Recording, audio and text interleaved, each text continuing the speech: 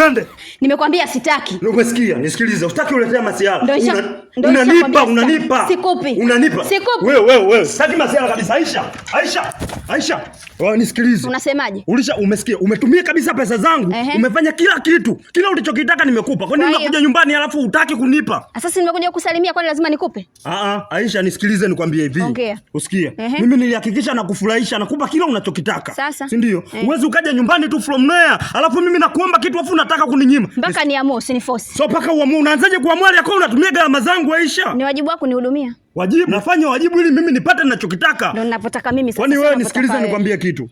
Mimi sitaki mambo yawe mengi. Nisikilize. Mimi ukiniletea mimi nitakubaka.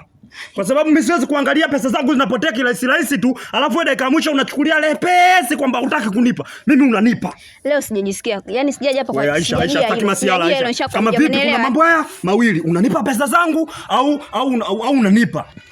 Aisha, mimi unaleta masiala. Aisha, nisikilize. Mimi sitaki masiala. Unajua mimi sitaki, nimekwambia kwa lazima. Hautaki kivipi? Yaani hautaki kivipi? Ulivyokuwa unakula hela zangu mbona ulikuwa unaona rahisi? Kumbe mnapenda.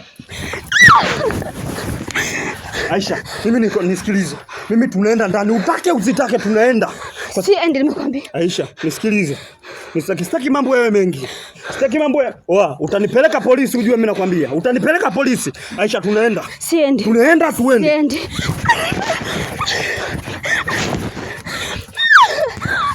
Twende. Siendi nimekwambia.